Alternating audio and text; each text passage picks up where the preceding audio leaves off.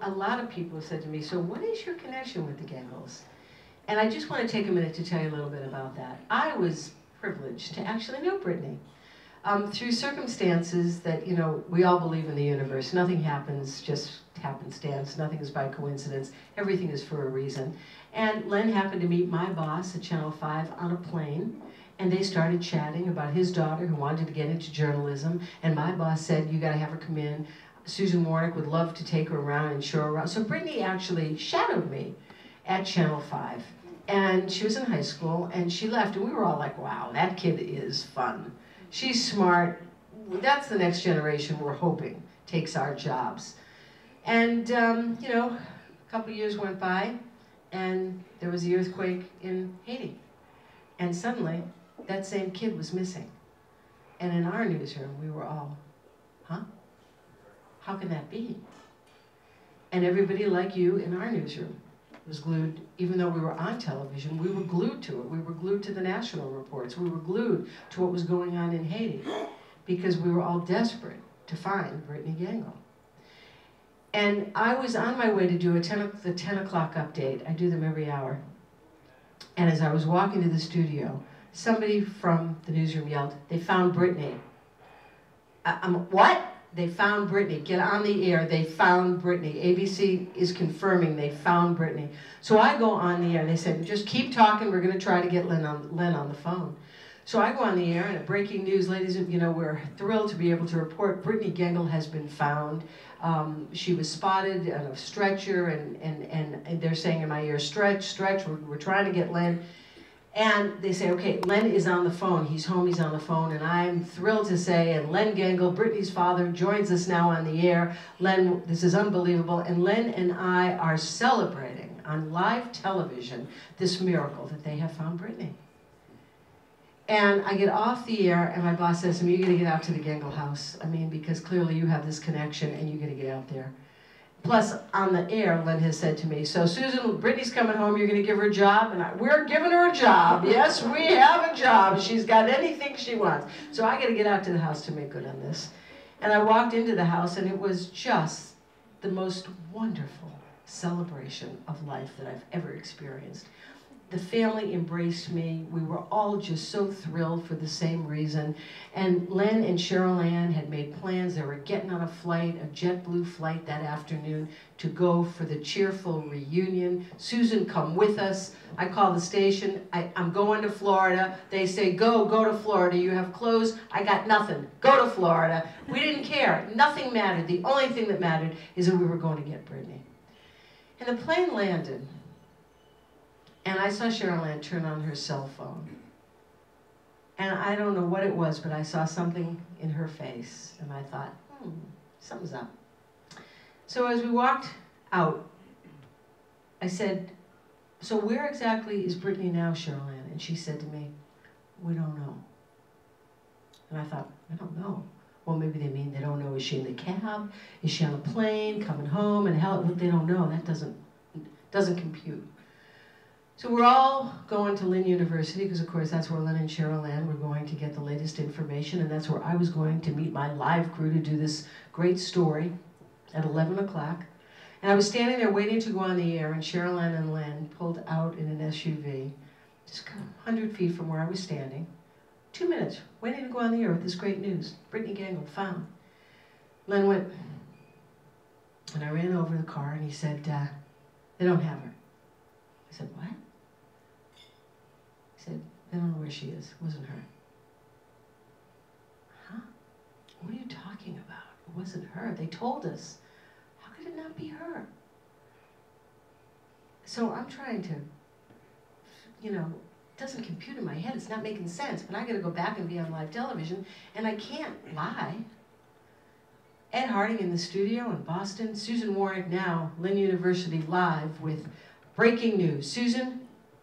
And I remember looking into the camera and saying, actually, Ed, it's heartbreaking news. Because just within the last few minutes, I've been told that they don't know where Britney is. And everybody back in the station was like, what is she talking about? What is she doing? What is she, who knows that? Nobody's reporting this. Nobody knows. Oh, everybody's, good news, good news. And that was the beginning of the end. And I got off the air and my boss called me and he said, where'd you get that information? Because I am, of course, in the habit of making this stuff up. I said, I got it from the best possible source, okay? Her parents. And then we knew that we were in for an ordeal, and we were. And so for the next several days, we were at Lynn University hoping. There were crews digging through the rubble, hoping there were miracles every day that we were hearing about, hoping one of them was going to be Britney. And Len said, you got to get me on national television. You got to get me on CNN. And I thought, sure. I have enough trouble getting myself on local television every day, but I'm going to get you on national television. But you know what? I figured it out. I called the station and I said, we've got to get this story out. Len is right. The country has to know what's going on here. And we got Len on CNN, and the country found out what was going on. And as Len will tell you in a few minutes, that generated the interest and the support of politicians who helped. Unfortunately, nobody could help with the outcome we were hoping for, but at least it helped as much as it could. So,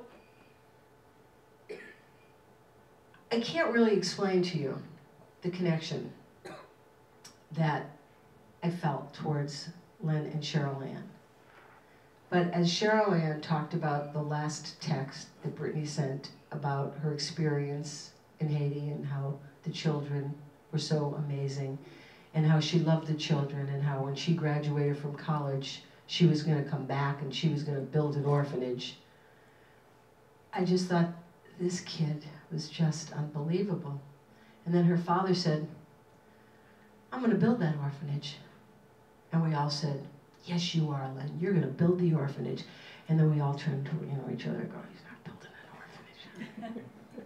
Who builds an orphanage in Haiti? But we all said, yes, Len, you go build that orphanage. And he did. And he did. A year after the earthquake, I was privileged to be there, to be part of the groundbreaking ceremony. And last January, I was privileged to be there for the ribbon cutting. And you cannot imagine the house that Len built. 35 children are in Britney's orphanage, thriving in ways that you can't imagine after having lived in circumstances you would not want to imagine. And that's what we're doing tonight. That's what we do every day. That's something that has changed my life in ways that I can't possibly explain to you. And that's why I really want you to see this video. We're going to be able to show it. Well, Len will be able to tell you a little bit about it. And that's what's also important. But before, there are a couple of other people who I want to publicly thank and have them come up. This would not have been possible tonight were it not for two people who invited you all and got the room and just made sure this happened. And so it's my privilege and honor to be able to introduce them to you. From Salem 5, I know you know him and he doesn't really need an introduction. Mark Leff, come on up. And I am told, and I believe this, the premier real estate broker in the entire universe for the history of all of mankind, Lillian Montalto. Welcome, Lillian.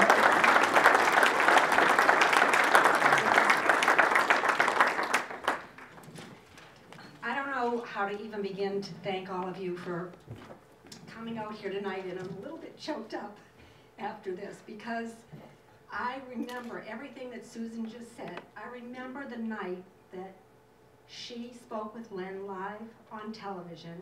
I remember standing up and saying, oh my God, Len, it's Len's daughter. I couldn't believe it. I've known Len for many years as part of the Builder Association and always have admired him from afar. He's done a great job for the state association, for his local associations. But when I heard this, I said to myself, how does a parent deal with this? Well, this spring, Mark and I have served on many committees, as most of you know, throughout the years. Mark called me, he said, you know what, we haven't had lunch in a while. How about if we have a light lunch? Well, guess what? Mark and I have never had a light lunch. In that, I always know there's going to be something that we're going to sit down and we're going to decide some event, some fundraiser that we're going to have to attack because we don't have enough to do in the course of a day. And that's exactly what happened. We started talking about Lynn, we started talking about Britney, and here we are tonight. And I can't even believe that the time has gone by so quickly. I don't know how to thank Susan. By the end of tonight, you will all feel like you are a Gengel because you will want to be part of their family. I know that just from afar, that's how I feel. And I don't know how anybody accomplishes. Most of you in this room are builders. You know on a daily basis what you go through in your cities and towns with the regulations and the process to just try and build a house in the United States. In my wildest dreams, I don't know how he's accomplished with what he has accomplished. You will leave here tonight with, I think we should pass out the tissues because you're going to need them. He and his wife and his 2 sons have accomplished what really I don't think many people on this earth could have accomplished. Thank you, Lillian.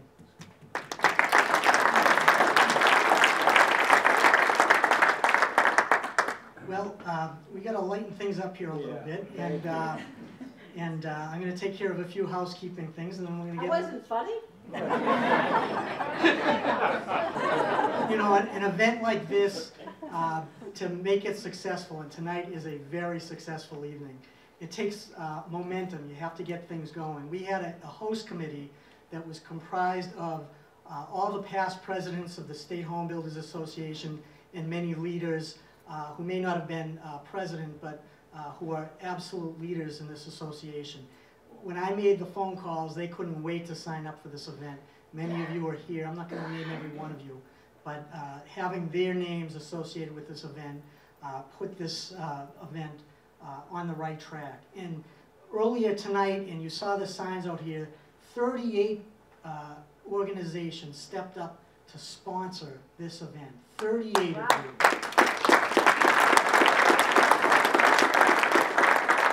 And what that means is Len had stood up for us for many years. We're trying to do the same for you this evening. I want to thank Mr. Ivan Cormier for allowing us to have this event here today. What else do we have? Some folks who really worked hard to put this together. Brad Campbell, who's the Executive Officer of the Home Builders of Western Mass. Here's Brad. He's up back and he's donated, we only have 2 or 3 auction items, and he donated one of them tonight. Thank you, Brad. A lady who's not here is Brad's assistant, Kristen, who did a fabulous job. We want to thank Kristen so much. Now, if you're going to work with Lillian Montalto, you better be damn good at it. Julie or better. Where's Julie? Yeah. Julie, thank you so much for all you did. Invitations, graphics, everything you see here, Julie was involved with. And we had three folks who were here who were executive officers. Guy Webb from Central Massachusetts. Guy, thank you. Jerry Lynn Darcy from the Boston Association. There's Jerry Lynn. And Carol Meyer from the Northeast Builders Association. And I want to recognize a few people. Larry Cady is the president the current president of the State Home Builders. Where's Larry? Thank you, Larry. Andrew Chabin of Princeton Properties. He is the chair of the National Home Builders Government Affairs Committee. He was also the first person to hand me a check for this event. Where's Andrew? Andrew, thank you. President of the Boston Association, Scott Caldwell's here, and of the Northeast Builders Association, Brian Lucier. Where are those 2 gentlemen?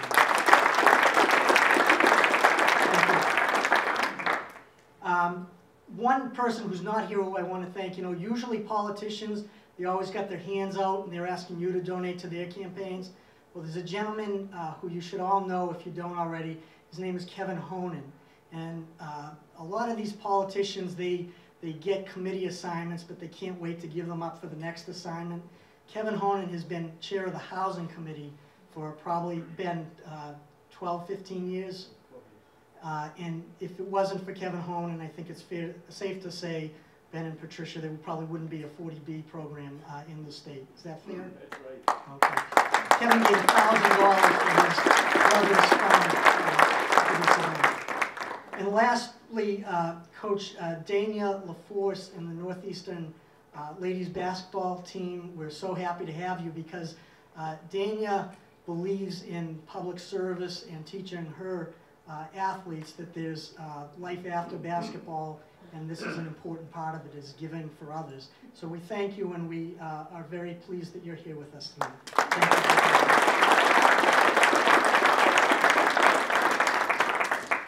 I wanted to tell you a quick story. I called Len about 2 years ago, and I said, hey Len, I said, I think I'd like to come down to Haiti and help work on your orphanage.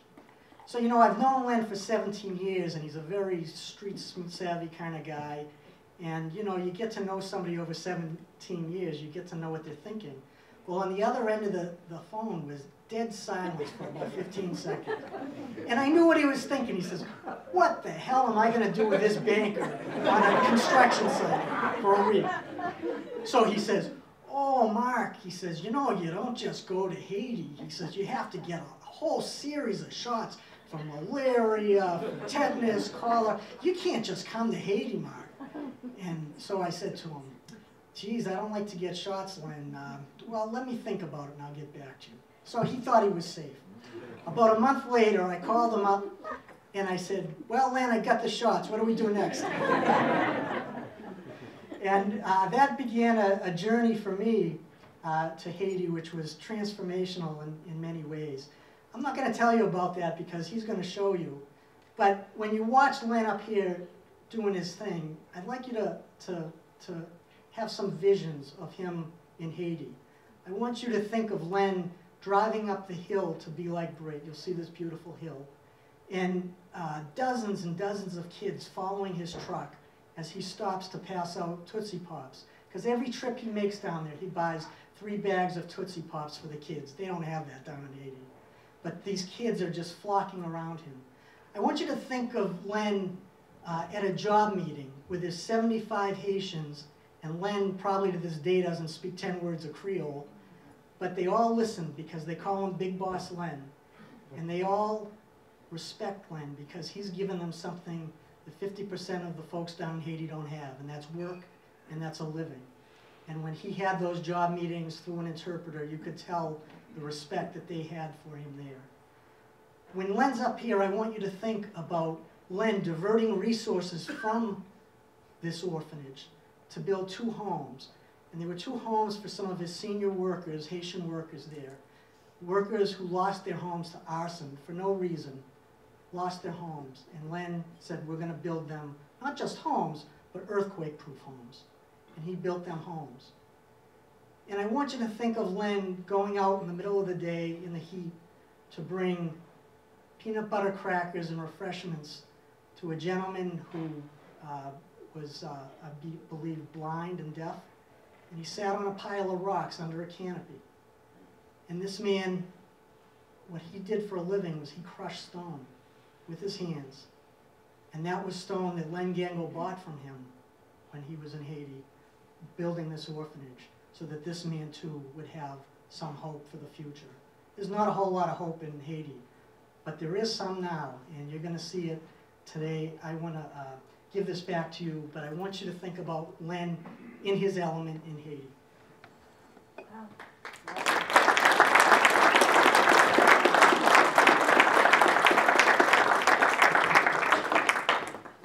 Mark, that was just beautiful, Lillian. Thank you so much. I mean, there's very little that I can add to that in introducing Len, other than to say when you think of Haiti and you think of Haitians and you think of Len, can you see how we just sort of blended in? No, not that much. No. As a matter of fact, the first time I went with Len, I learned a new word that he'll also tell you about called blanc. And for a long the longest time I thought they were just saying I was blonde. But it turns out, no, they were talking about Lynn, and blanc now has new meaning, which he will explain. Blanc is sort of synonymous with Gengel, and Gengel has new meaning. You know, as I reported on the great parade last Saturday for the Boston Red Sox and the world champ leaders and all that, and it was yelling, you know, Boston strong, Boston strong. I gotta be honest with you folks, I was thinking Gengel strong, Gengel strong, because the Gengel family has given new definition to the meaning strong, a new definition to the meaning hope.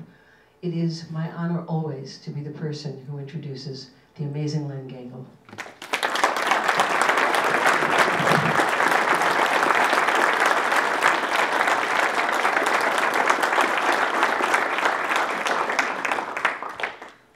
I hope I can live up to all of this. My God. Oh, it's so nice to see some old friends and new friends tonight. Thank you. Thank you for helping and following on this journey. Before we get started, I send my wife's apologies. Our youngest son is at High Point University in North Carolina, and today got sick. And Cheryl Ann had to fly down there, so she's actually just about landed by now. So I am sorry that she's not here. She's the good-looking half, you know, so I keep her around. So, and she's put up with me for 27 years. So as I tell her, she won the prize. So thank you all. I'd like to introduce our program director. Everything that happens at the orphanage at Be Like Brit is because of him with the children. Jonathan Lemire was a professor of sociology at State of New York, Plattsburgh, and signed a 3-year contract with us last October to go to Haiti and to start our orphanage. He did his thesis in Rwanda on orphan intake. He has a master's in social work from Tulane University. He exemplifies the word professionalism, and we just love this man. He flew in Friday and Saturday spoke at our gala, and I kept him here an extra day. Thank God I did. And he and I worked on the PowerPoint till about 3 o'clock this afternoon, so 2:45. So Jonathan, please wave your hand for everybody to say hello.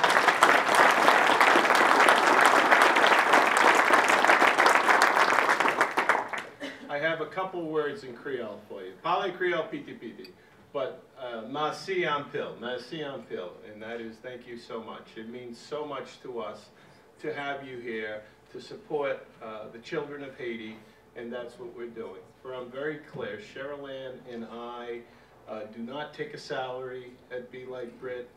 I did not understand the nonprofit world because I was a home builder for 30 years. And I got an education very quickly. And so it means the world to us that you came out. 90 cents of every dollar goes directly to those kids down in Haiti. So that's what you've done tonight by making this donation and being here.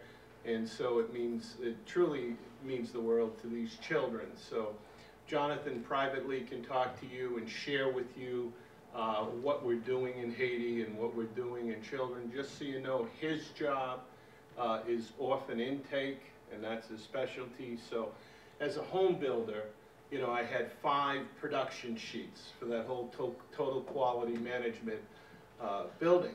And so we had a foundation checklist, we had a framing checklist, we had a production checklist, we had a finish checklist, and we had a zip-up checklist. So when I met Jonathan, I said, how are we going to bring these kids into the orphanage? There's 300,000 orphans in Haiti. And he says, well, I got a score sheet. And we've developed this, and we actually go in and interview the parents and interview the kids, and we interview the grandparents or the aunts and uncles. I don't mean to confuse you there, but I'll get into it in a second. And so, you know, when he told me about that, it made me think of being a builder all these years. And I said, so it was the most fair and equitable way to see if the child deserved to come into Be Like Brit. And what you have to understand, cultural norm in Haiti is that a family is so desperate they will give up their child to an orphanage. We didn't want that. We wanted to take true orphans in to be like Brit. And so 70% of our children are true orphans. The other 30% come from such devastation, such traumatic life situations that are so unfathomable that we took them into the orphanage. And so that's what we're doing. And today we have 35 children just growing, thriving, and just loving unconditionally. So as I get into this, which I'll start now, you know, Britney sent a text, and the text was 3 hours before the earthquake, and it said, "The children love us so much, and they're all so happy. The people love what they have, and they work so hard to get nowhere, yet they're all so appreciative. I want to move here and start an orphanage myself." And that gift that Britney gave us, that sense of purpose that she gave us as parents, was just a miracle. Because in all our heartache, in all our pain, in all our suffering, there was love. Love for our daughter, love for the people of Haiti that we came to know, and love in our hearts to do something to honor her legacy. So we had a Boston Globe reporter and photographer do a series, the First Christmas Without Brit. And I'll never forget the photographer coming. And he looked at us and he was, you know, crying, and he was a father, and you know, we were talking, and he had lots of friends in Haiti during the earthquake doing the photography, and he says, "Your daughter was the face of humanity in the U.S." And I just always loved that, and I shared that today. And that's what we believe, that that text was heard around the world. This is the front entranceway at Be Like Brit. This is where people lived. This is what I saw when I entered Haiti. This is what 2 million people lived in tents on the side of streets, in the islands. Wherever there was space, there were tents, because people were afraid to live in their houses because they collapsed, or they were cracked, or there was a problem. And this is what I saw. I took this picture. People were actually, they heard I was coming, and they wanted to welcome me, and they were actually shoveling and making a road. This is the path to Be Like Brit. This is now a concrete road with drainage and walls. And this is the property. My son Bernie put this Be Like Brit bracelet on a rock and took a picture. Everyone take a look to the right, that mango tree. Because when we were there, Paul Fallon, the architect who my big arm is around, and my oldest son Bernie, that was September 24th, 2010. And we walked up that hill, and we had just a great vision. And Paul, being the architect, you know, does a videotape of the entire site. And he starts talking to me about this, you know, beautiful sun and how we could face the building south. And he starts scratching, and I let him scratch, you know, he's drawing. We're under that mango tree. And he's drawing away, and he shows me his first pass. And I said, "Paul, the building's going to be shaped in a letter B." He goes nuts. He goes, "We can't build a B." I go, "Oh, we can build a B for Britney, and it will be a B." So that's the story behind the story. And my son Bernie was smart enough, because the next day Paul gave us that little sheet of paper. He said, "I think I can get that B to work." And so he did, and thank God for that. And you know, to us, to Cheryl Ann and I, this is sacred ground, because this is where Brit was supposed to travel to the day after the earthquake, to Grand Bois of Haiti. So to us, it's where we wanted to finish her journey. And what a journey it was. I did an analysis, being home builders, a lot of home builders in the room. What exactly did we need to build Brit's orphanage? There was nothing in Haiti, so I needed transportation, the Kawasaki Mule. I needed electricity, because there was no electricity to be had. I needed every tool to construct the orphanage ×2, because there's no hardware store to go get a second tool or to go get a part. So thankfully, companies, bigger construction companies like Consigli, Perini, Harvey and Sons, they donated so much of the big stuff, and the Builders Association did some of the smaller items that we needed. And it was just this wonderful, wonderful moment. And we filled that big truck up with everything ×2. I honestly felt like Noah's Ark. And to get through our first Thanksgiving without our daughter, that was a 4-passenger truck. And so our 2 sons and my wife and I made a journey down to Florida in that truck. But we stopped along the way to the 3 other parents who lost their daughters at the Hotel Montana. We stopped at their houses along the way to say hello, to give them a hug, to show them some love. And so at this point, we stop in Washington, D.C. Mind you, I've got a grill in the truck with 2 propane tanks full of gas. And I'm parked 1 block from the Capitol, swear to God. Jim McGovern, to the left, took me into Haiti 10 days after the earthquake. We're going down roads that say no trucks. He said, just keep coming, don't worry about it. We put the cop on the phone if they pull you over. And literally, this is the Haitian ambassador at the time. Jim had an office. This was a meeting at his office the Wednesday before Thanksgiving. We're posing with him. The man asked me 5 times for my card because he had a good friend that he wanted me to hire. That was the beginning of the corruption in Haiti. I didn't give him a card. I kept telling him I didn't have a card. I said, but thank you very much. It was a pleasure to meet you. And we went on our way. We made it to the port of Miami 2 days later, and we dropped that truck off. Had no idea for the journey that we were on. The truck goes on a ship, and we keep the ship. We put it on a ship that does not go to Port-au-Prince.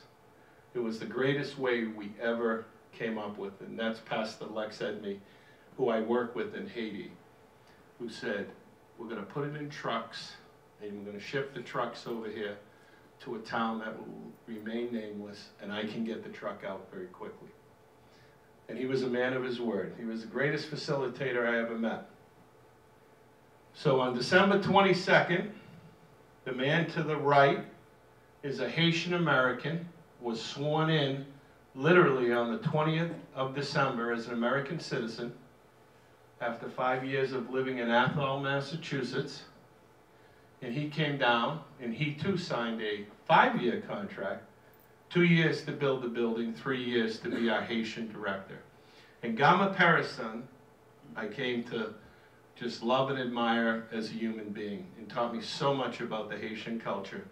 Gama left his family, wife and 3-year-old son, to enter Haiti with me for the my first 3 weeks into Haiti.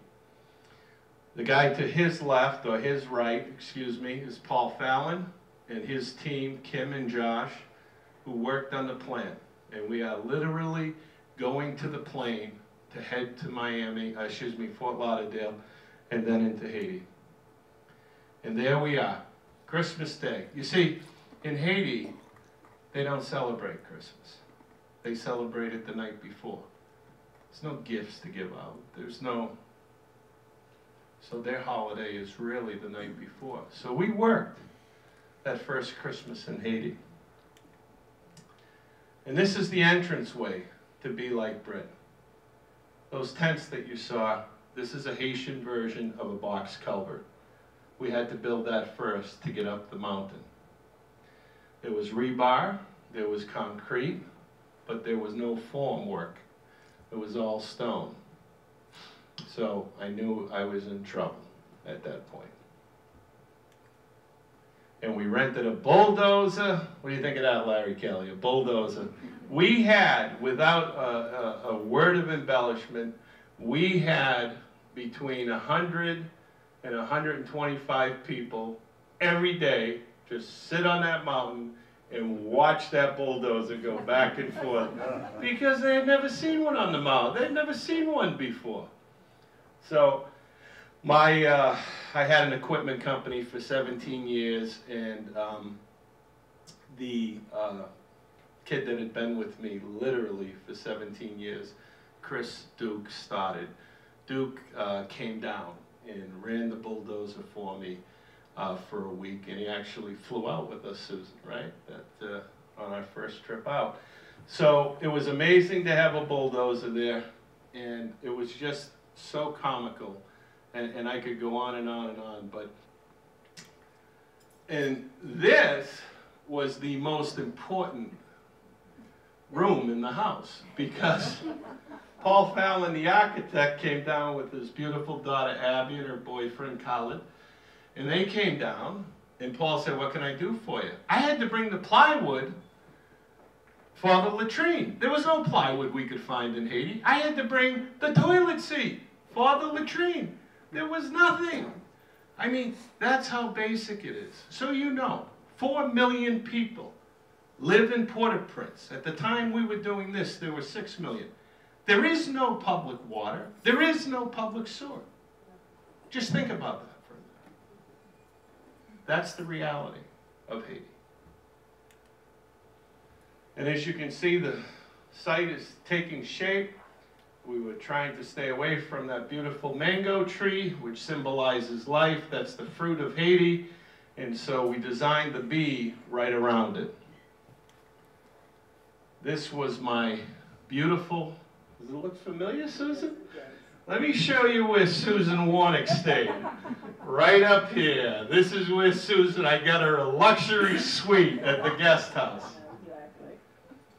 And this is where I lived for 1 year and 10 months in Haiti. And it was a blessing, because if I brought the generator home, we could fill up the water tank up on the roof, and I could actually take a cold shower. There is no hot water in Haiti, just so you know. No water. Well, clean water. So this was our guest house. And we were very blessed to have that. That was like unbelievable. This is the greatest man on earth.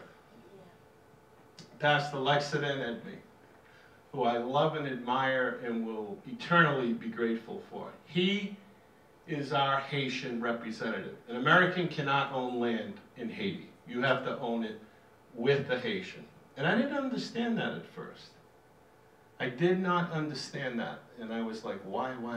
And then after you're there for a while, people come down with great, Americans come down and they want to change Haiti, and they're going to fix Haiti, and they're going to help Haiti. And they don't get what it takes. Like I didn't get what it took. And then they leave because they get frustrated, or they get mad, or they get sick, or they die, and they leave the project undone. So very few things are finished in Haiti. So once I got that after 39 trips in and out of Haiti to build that orphanage, I got it. I understood it. So Lex was the guy, if I said to him, I need 10 iron workers, he would get me 10 iron workers. These guys would come and set up a tent and live there because they were from 5 hours away in Lacaille or 12 hours away in Cap Haitian. I mean, they traveled if they could find the work and they knew how to do something correctly. So Pastor Lexington Edme has the Mission of Hope School and Church down the bottom of the hill, 1,500 feet away. That is Susan Warnick, my sister, and Alexa coming up the hill for the first time at Be Like Brit. And by this time, that little path you saw, we actually bulldozed a rough path. And this on January 9th, 2011 was the official groundbreaking to Brit's orphanage. We had, just to share with you folks, we had every national TV coming. We had CBS already came on that Wednesday and did an interview with us. And then what happened tragically was the shooting in Arizona. And that Congresswoman, Gabby Giffords, was, wounded, people were killed. That's why you didn't see anything about Haiti on the 1-year anniversary. Everybody left. Poor Haiti, not poor BLB, poor Haiti. Everybody left and went to Arizona. So all the 1-year anniversary stuff never happened. There's the bee. There's the bee. That was a great moment. Sprayed almost everything orange you see. I did it. Tried to show him how to square things up. It took a bit. Galma had never built anything in his life, but he was a great learner. And so the building is 144 feet long by 84 feet deep. Those courtyards are 36 feet wide. By the way, the only stupid question are the ones you don't ask. So if you have a question, raise your hand, I'll stop, I'll answer it to the best of my ability. So this is the B, and people have asked me, is the building truly earthquake proof? We lost a daughter in the best hotel in Haiti, supposedly the safest. Bill and Hillary Clinton honeymooned there. Okay? This thing collapsed like a pancake. So for me, this was the most important part of building Brit's orphanage, that we build an earthquake-proof building. So not only was it designed by SG&H, which are the structural engineers, with the same seismic standards as San Francisco, say that quick, we actually had geotesting prior to the design. And we built an earthquake-proof building in Haiti. And I'll get into more detail about that. We hired 25 guys to start with. And let me tell you about Haiti. The United Nations reports for every person you hire, for every employee you have, they feed 10 families. So the first 3 months, I didn't bring an excavator up to dig, which I could have dug in a week. I hired 25 guys and fed 250 families for 3 months. That was our goal. We averaged, by the way, over a 2-year period, 100 employees a week. We were feeding 1,000 families a week for almost 2 years. This is the beautiful mountain you see in the background is Mont Tapillon, and is Taino Beach is down there. So there was an old 1950s resort and a beautiful beach that's actually at the corner. And you can see the building, and you can see the soil is like half gravel, half clay. So we had a little bit of a challenge with that.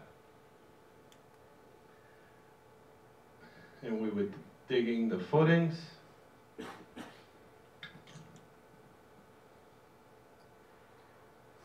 And by the end of March, the building was dug. Then this angel came into my life. Joe Chiramonti.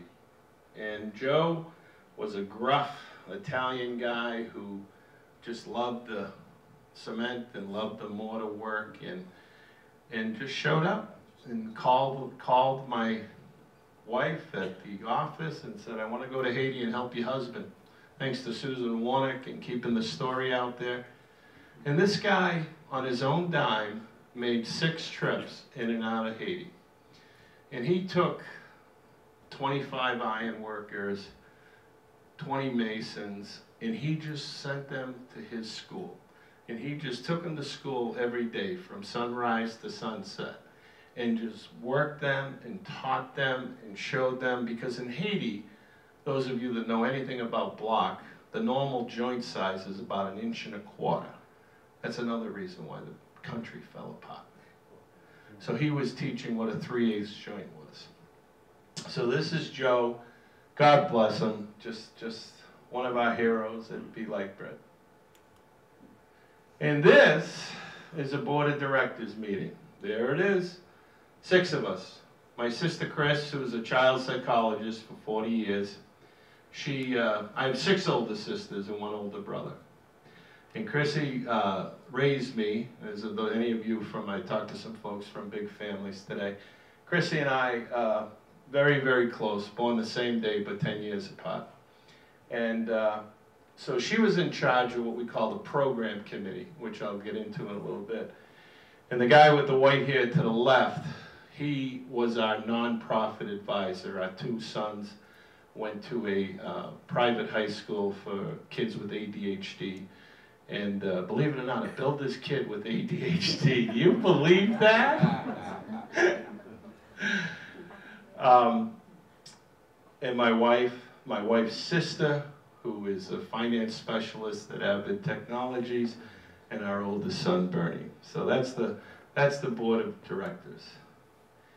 And then we had to continue to raise money. And people were so generous, and people were so gracious. And that was the toughest thing. You're mourning the loss of your daughter, but you have to show up publicly, and you have to put your best foot forward, and you have to smile. The Celtics honored us, the Red Sox honored us. I mean, we were very blessed with people who cared.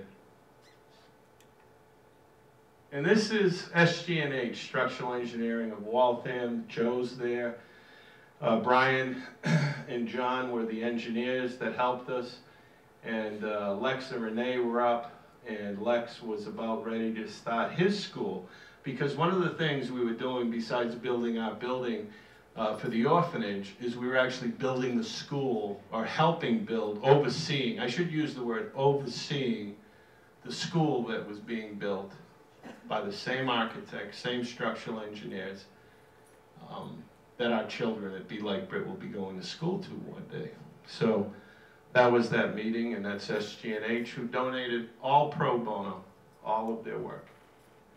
And then we never forget the reason why we're doing what we're doing, and that's the children of Haiti. And that's what truly, truly inspired me to keep going, because these children, Brit was right, they have nothing, yet they're all so happy. And I just love these kids, and they just inspire me to be like Brit.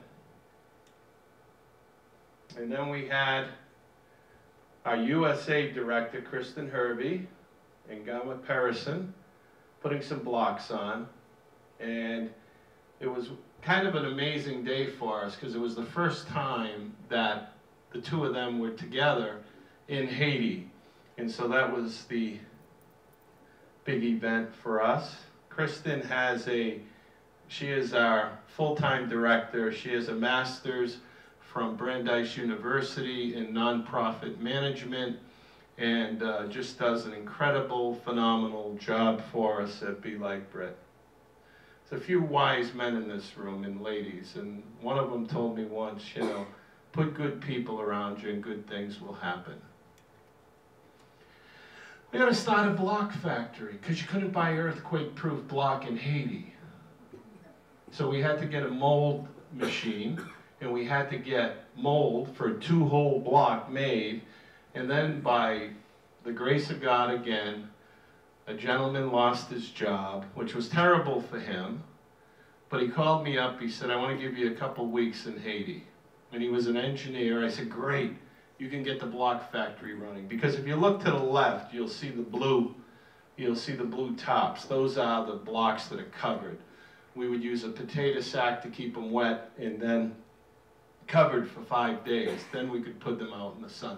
Problem with Haiti is they make the block right on the street, and they just leave it there. So it doesn't dry correctly. They also make a 3-hole block. Our block is an 8x16 block. A Haitian block throughout the country is 6 inches by 14 inches with 3 little holes in it. And there we are at the Food for the Poor fishing village in Grand Guave, Haiti. And this is where Brit was supposed to travel to the day after the earthquake. Those of you that may know Food for the Poor, they're the largest USA nonprofit that serves the international community. I think they raised $1.8 billion last year and gave it away in food. And by the way, they give Be Like Brit food forever. God bless them. This is an employee meeting under the mango tree. The only place that had shade on the whole site. So we'd have a meeting at the end of the day, there we would be. Now some of you see the retaining wall. Culturally in Haiti, when you buy property, you have to put a wall up immediately, because that's you're staking your claim that you own that property. We had a site that had, you know, quite a pitch, so we had to put the retaining walls first and then put the security walls on top. That's 6 feet wide at the bottom and 11 feet high. So 6 foot wide at the bottom by 11 foot high. And here we are. The American plumbers came in. And I'd like to share a story with you about that. They came in. There are no traps in Haiti. Nowhere. They don't exist. They don't make them. You have to bring them from the States if you want a trap. The trap is what's under the sink, for some of you looking at me funny, so that the gas fumes don't come back into the house or the orphanage. And so Alan and Justin, friends of mine, donated their time to come down to Haiti and to be like Brit. And they're going to do the plumbing, and they're going to teach the Haitians how to plumb. We brought 8 hockey bags filled with plumbing fixtures, most of them traps. And we get to the airport, and we go through immigration, get through, and we get to customs. And of course, by now, the big blanc, Gros Blanc, is, you know, recognized, so they get over there. We're going to go through your bags. And they start looking through the bags, and they see all the plastic fittings, and they go, okay. And I see him give the eye to one of the Port-au-Prince policemen. He comes over with a shotgun. Doesn't point it to my head, but puts it in that direction. And he looks at me in crystal clear English, and he says, 200 US. And I look at him, and I lean in, and I go 100. And he goes, 150. I go, where do you want to get paid? He goes, right here. True story. True story. And I never go into Haiti without X amount of dollars in my pocket, and I have it set up so I know how to grab and pay. Now, to everybody in this room, you're offended by that story. But I have to explain, as Paul Harvey would say, the rest of the story. That policeman, if he gets paid each week, makes about 70 US. So if his family's starving and he has a way to make some money, he's going to do what he has to do to make that money. So you have to leave your core values on the plane once you arrive to Haiti. Because what you believe and what you were raised to believe is not the reality in the poorest nation in the Western Hemisphere. So we got outside, and the 2 plumbers who'd known me for 10 years said, I can't believe you paid that guy. I said, think about it. If those 8 hockey bags with $2,200 or $2,100 worth of fittings went behind that wall, we'd never see it ever again.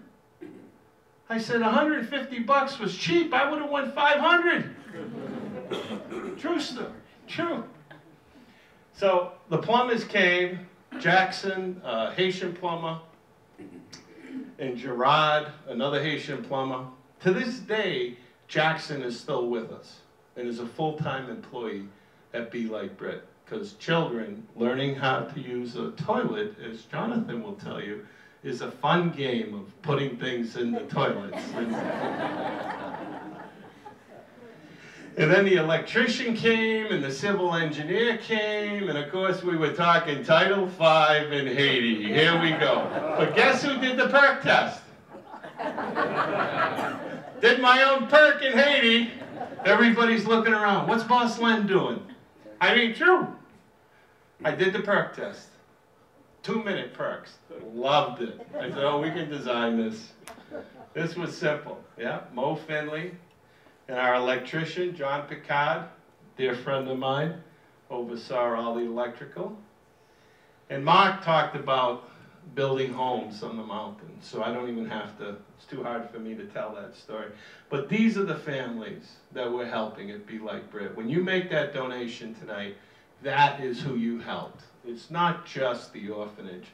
Our mountain, our people of the mountain are they're just wonderful folks. IBESR, this is the Ministry of Children. How many of you think, just a guess, how many of you think that orphanages are licensed in Haiti? Anybody? I have been to that office myself 3 times and been thrown out 3 times. Because it's a system, and the system doesn't work. And every time you bring papers, they want more papers. And then you bring this paper, and they want another paper. So over 90% of the orphanages in Haiti are not licensed. Fortunately for us, as Jonathan Lemaire will tell you, when IBESR came to Be Like Brit, and they met Jonathan, and they reviewed the entire building from head to toe, they told us that we have the best orphanage in the country of Haiti. Amen.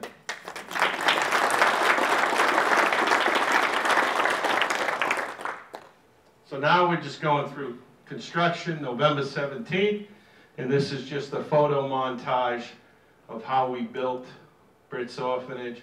My wife and I laying the first rows of block, December of 2011, so for the 1-year anniversary, you can actually see that we've got walls up.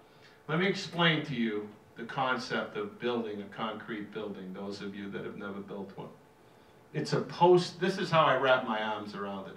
It's a New England post and beam house, except it's made with rebar and concrete. And then every row of block, every single row of block has in our case, has a 3/8 inch rebar that ties in those 2 in between every column. So it's a very simple design. Everything is in 12-foot increments. And so we were able to wrap our arms around how we were going to build this. So as the rebar came up the columns, and it was 3/4 inch rebar, came up through the columns from the footing, and those walls right there. And I'm going to share with you, there were 44,000 pounds of rebar in the footing of this orphanage. Now I'd like to ask you folks, did anybody see a road that a truck could deliver that rebar on? 100 men over 3 days carried that rebar 1,500 feet from Route 2 down the hill up. And 1,500 feet up, it's a 300-foot incline. Do the math. By hand, they brought that rebar up and down the hill. What was the temperature? Oh, yeah. Summertime, 110. Spring and fall, 90, 95. Winter gets nice, 80. It's pretty good, actually, in December. I recommend December and January for a nice Caribbean vacation down to Be Like Brit if you'd like.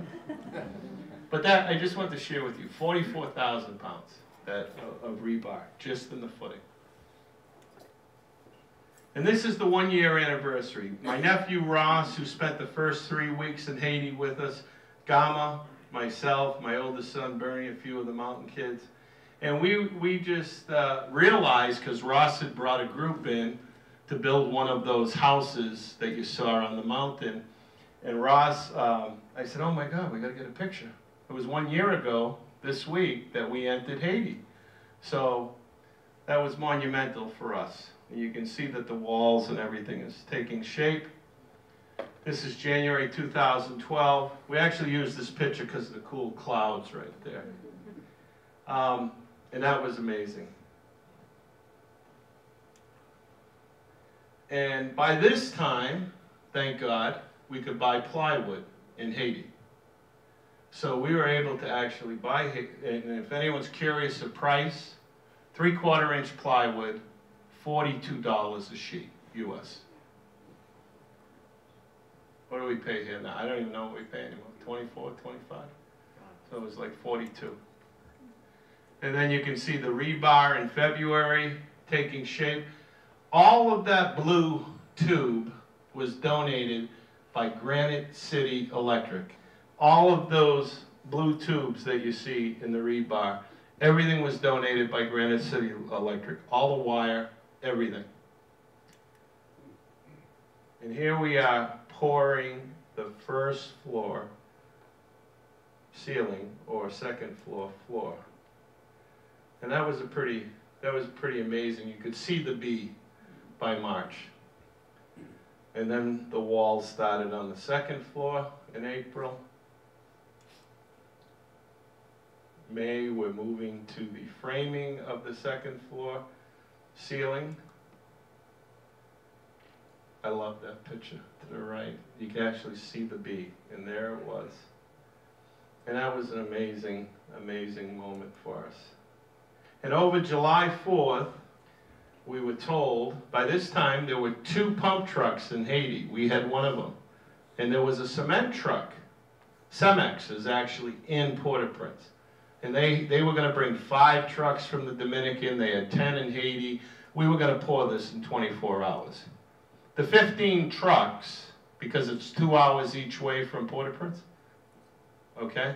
The 15 trucks turned to 10, turned to 9, turned to 8, and then 3 days, I think it was 58 hours, we were up straight, pouring concrete. Guys were just sleeping on the wet concrete. I mean, it was just horrible. But we got it done.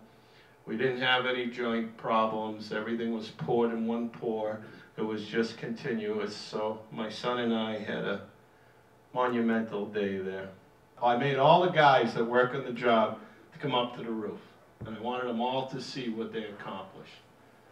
And they're all looking at me like I'm nuts. Boslin Foo, which is crazy in Haiti, but I wanted them to see it and to understand what they were a part of. August was an amazing month. I told folks I was going to share a Britney story with you. August was an amazing month because I started to get a little worried. And the worry was, we built this earthquake-proof building in Haiti. Is the government going to come take it from us? And I'm going, oh man. Because, you know, you start hearing things, you start seeing different things, you get a little concerned. And then a miracle happened. You see, my son, who goes to Suffolk University, was going into his sophomore year.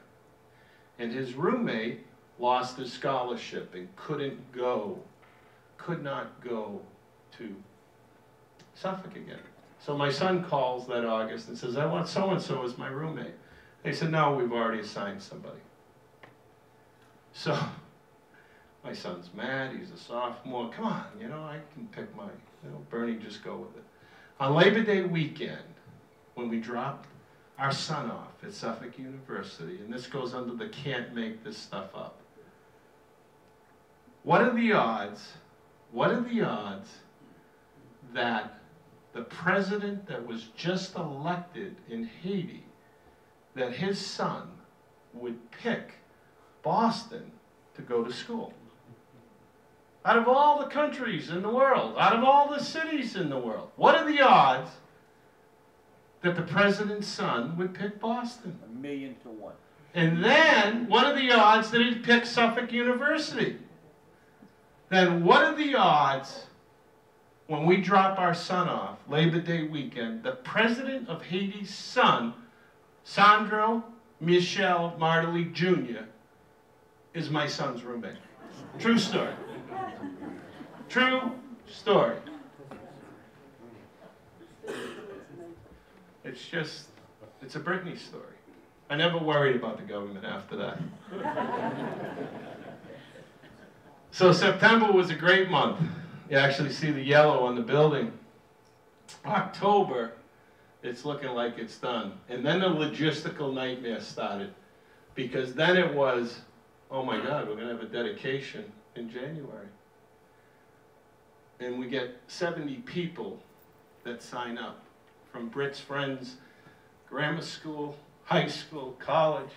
They all wanted to be there. So we had 40 people. 40 people. Susan Warnick was one of them. Isn't that beautiful to be from above? I took that picture.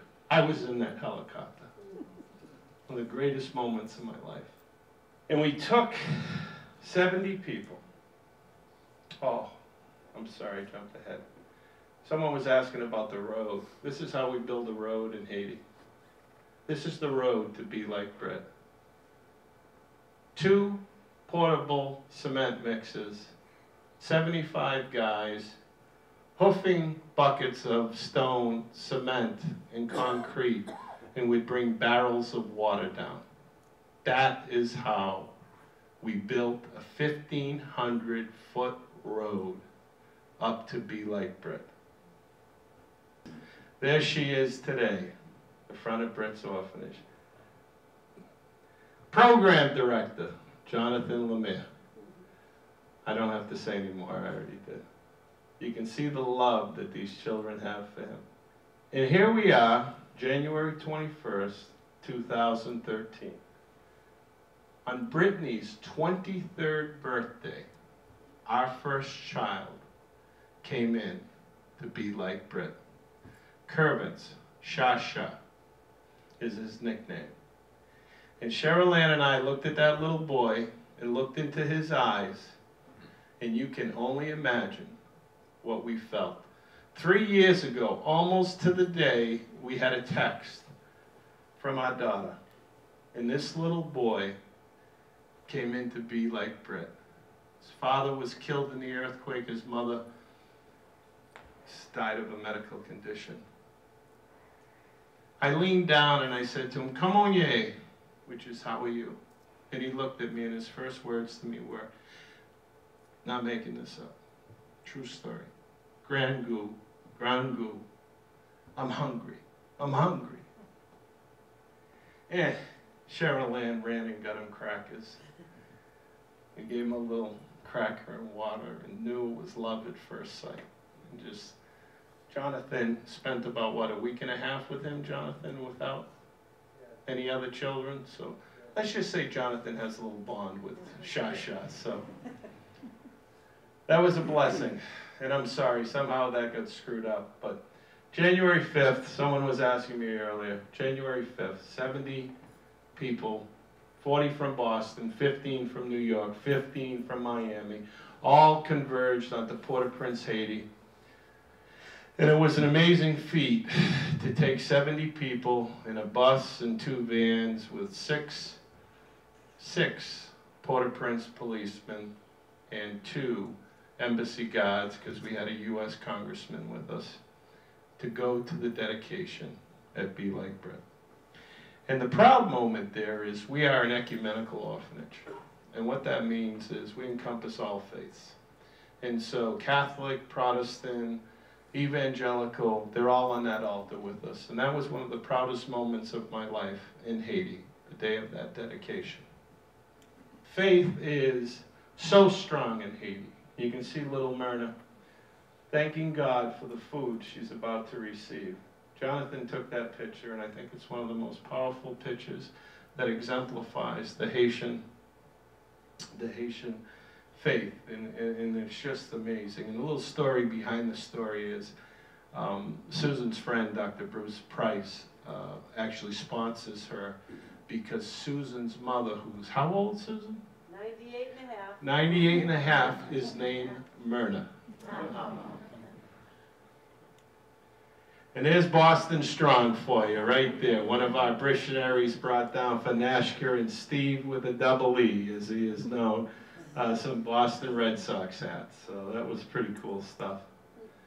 And Defcott and Lovna, both 3-year-olds, and you don't find any more unconditional love than that.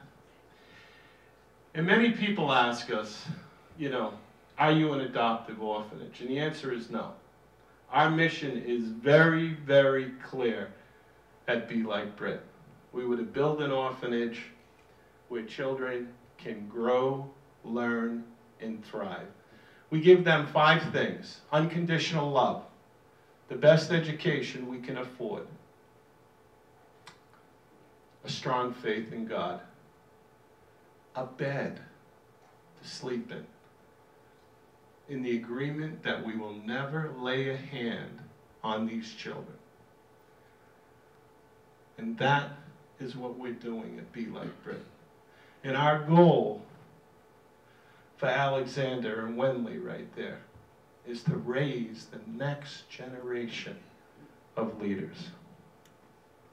And here they are, first day of school. Everyone wears a uniform in Haiti. And by the way, 70% illiteracy rate in Haiti. You have to pay to go to school. And if you're in the poorest nation in the Western Hemisphere, how do you pay to send your child to school? You can't feed them.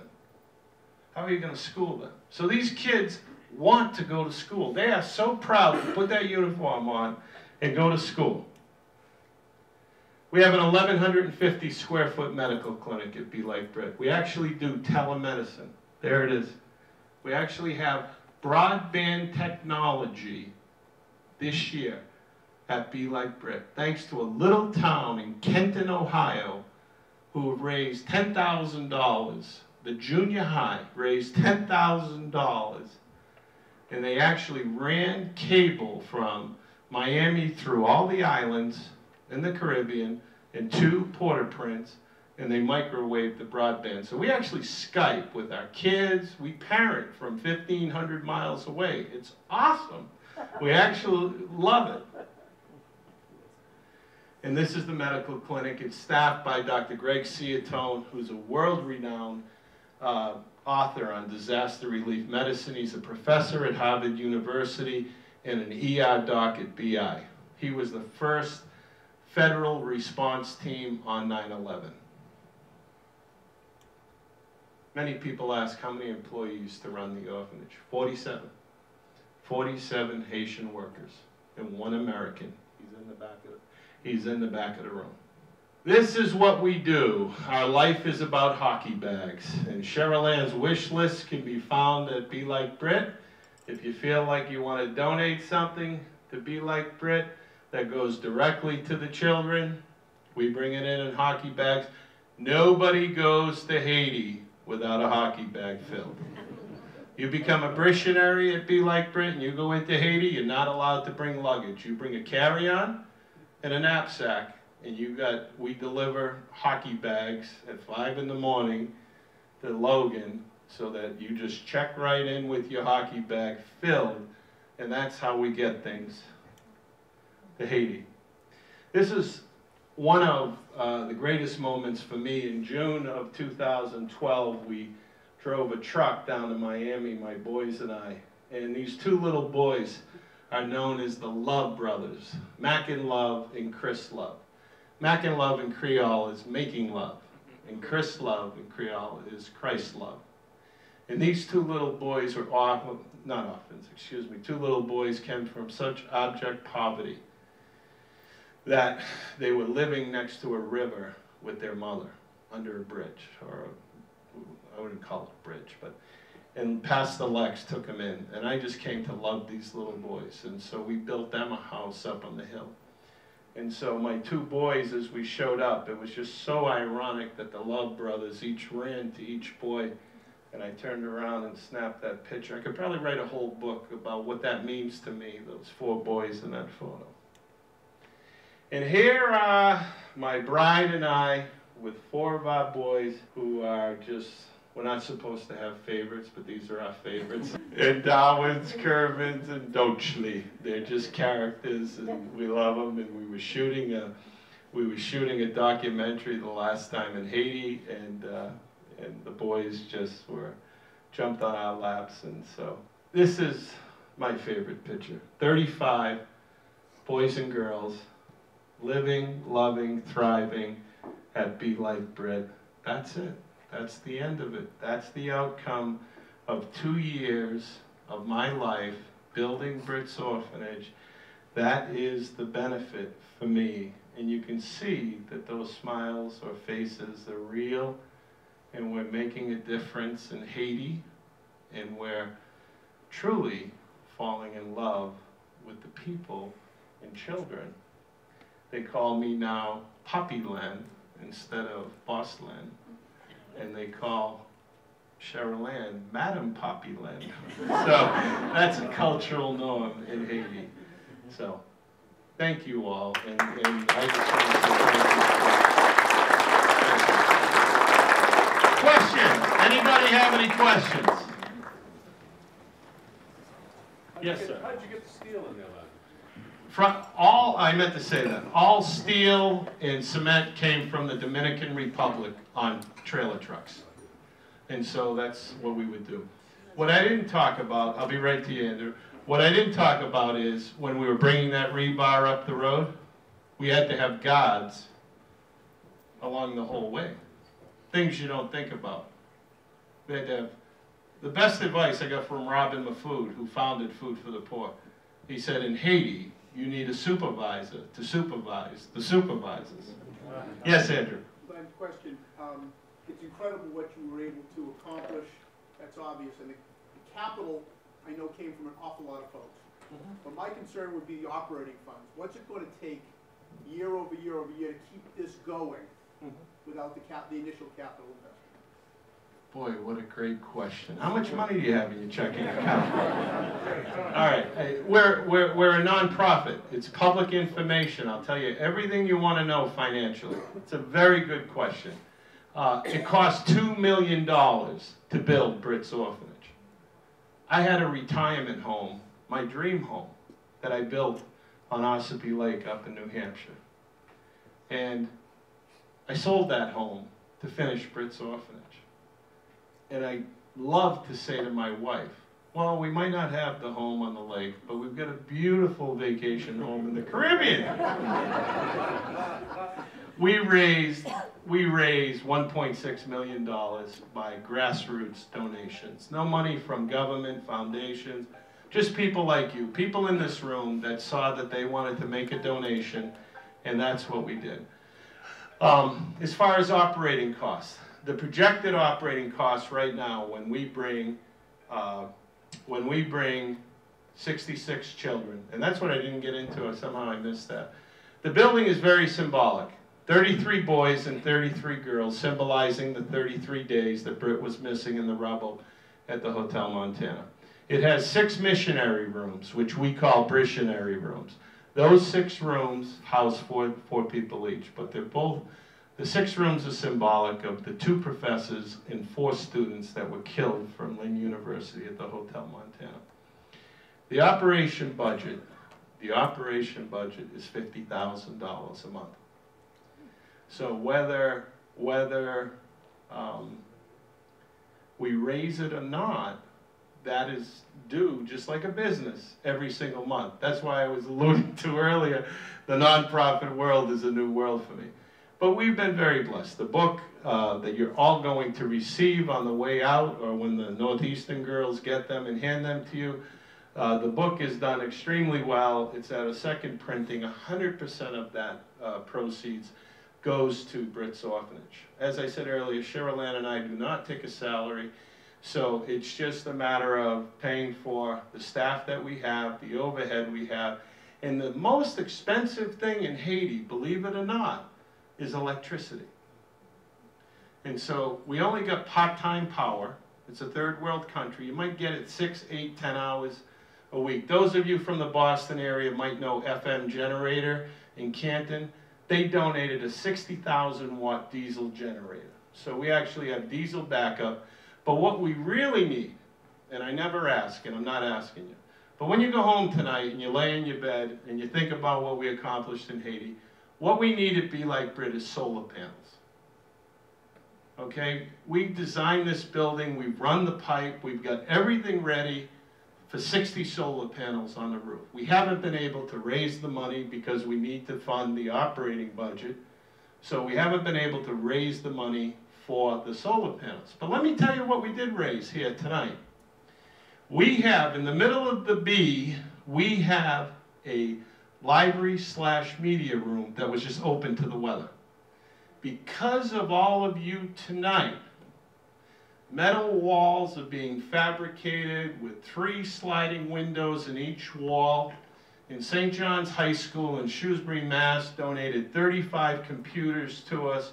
And so, because of the Builders Association of Massachusetts and the people in this room, we will have a brand new library/media room/computer room at Be Like Brit. So thank you all. Really, God bless you.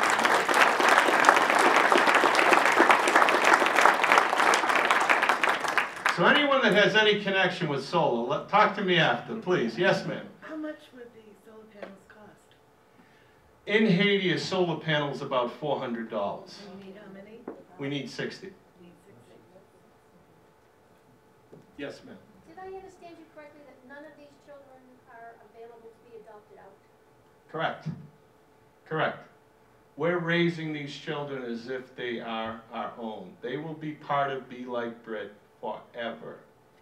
We've got plans of building a training center. We've got plans of building a hotel. We're going to create economy in Haiti. I'm still building. I just switched countries. Any other questions? Any other questions? Okay.